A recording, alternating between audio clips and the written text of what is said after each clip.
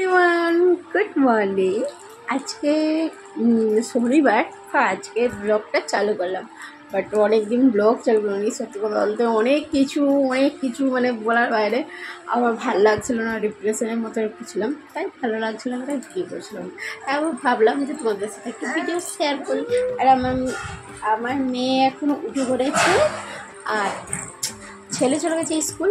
এবার ঘরের কাজ থাকবো, দিয়ে যাব শপে। আমি যে দোকানে কাজ করি শপে, সেই দোকানে যাবো। মাম্মাম হাই করে দাও, রাধে রাধে করতো, রাধে রাধে রাধে রাধে রাধে রাধে করো। এটা ভালো করে করলে, ভালো করে করতে বলতে হবে, ওরকম বললে হয় না।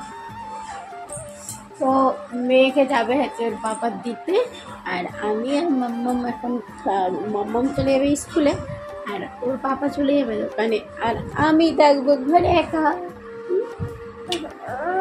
করতে নেই। চলো আর লেট কেন, এবার একটু বিছানাটা গুছিয়ে নিই। সত্যি কথা, আমার সকালবেলায় সব কাজ সারা হয়ে যায়, এদের জন্য আমার বিছানাটা গোছানো হয় না। বাকি আছে শুধু রুমটা, কারণ রুমটা ওর পাপা আর মানু ঘুমোচ্ছিল, তাই ওরা যতক্ষণ না উঠছে বিছানাটা তো ঠিকভাবে পাততে পারছে না।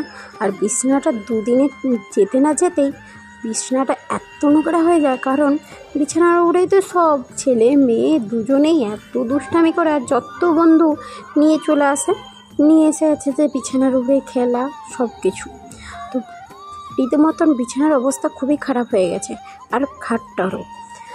এবারে এগুলো পাল্টিয়ে ভাবলাম একটু ধুতে দিয়ে দেবো, আর আমিও এদিকে পরিষ্কার করে তাড়াতাড়ি করে মেয়ে আগে চলে গেলেই আমিও বেরিয়ে পড়বো। কারণ শপে যেতে হলে ওখানে অনেক মেয়ে কাজ করে, শুধু আমি একা নয়, কারণ ওখানে না প্রচণ্ড টাইম লাগে। তাই ওখানে গেলে 1 ঘন্টা 2 ঘন্টা তো বসে থাকতেই হয় কাজের জন্য।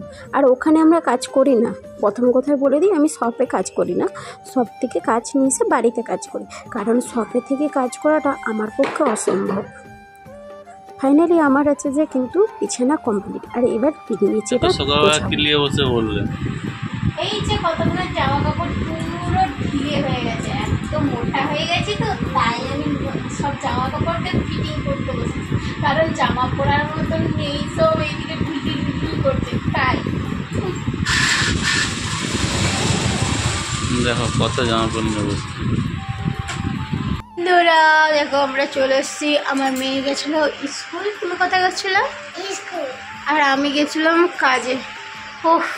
ও যখন বেরিয়ে গেছে 10টার সময়, আজকে গেছে ঘুমিয়ে। আর আমিও এই এলাম, এত গরম লাগছে, এত অস্বস্তি হচ্ছে আজকে, এত একটা মানে ক্রিটিক্যালের কাজ দিয়েছে, এত বিরক্তি লাগছে বলো না, মানে কি বলবো, কান্না পাচ্ছে। আমি কীভাবে ক্যামেরা ধরেছি, মাথা খারাপ হয়ে গেছে, কান্না পাচ্ছে, রীতিমতো কান্না পাচ্ছে, মানে যেই কাজ পারি না সেই কাজ করে দিয়েছে। মাম্মা কোথায় কুটুকুটু হচ্ছে দেখি, না মোছা কামড়ে দিচ্ছে, চল একটু টানি হয়। আমার মেয়ের কুটুকুটু করছে, ওই জন্য বলছে মাম্মা এখানে দেখো, তোর মোছু মাছি কেটে দিচ্ছে, মুছু মাছি। ছোটো মা আজকে কী পড়েছিল?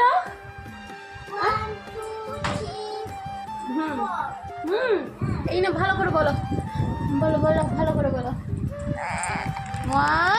1 2 3 4 5 6 7 8 9 10।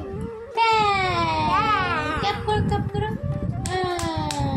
ভালো, গুড গার্লস। এরকমভাবে পড়াশোনা করলে তাহলে আরও বড় হবে। তো এখন একটু রেস্ট নিই, তারপরে আবার রান্না বসাতে হবে, কারণ সকালবেলায় রান্না হয়ে গেছে। তো তখন কোনো আর মানে রান্না আমার আর বাবুর করে নিয়েছিলাম। ওর বাবা বলেছিল খাবো না, এসে সেই না খেয়ে নেয়, দোকানে বেশিরভাগ খেয়ে নেয়।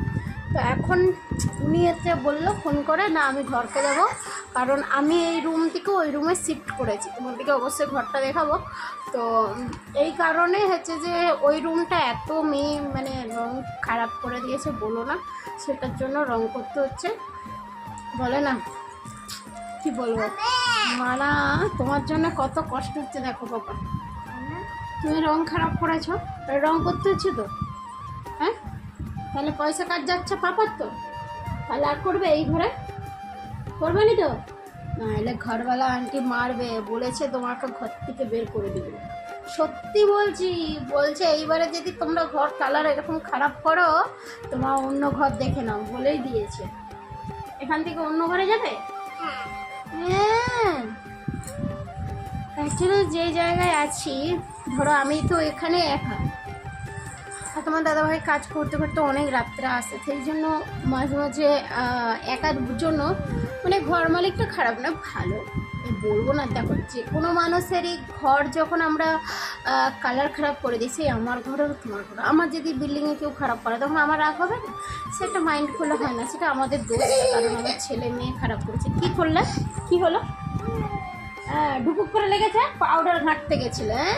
হ্যাঁ, আমি দেখেছি ক্যামেরায় তুমি পাউডার ঘাঁটছিলে।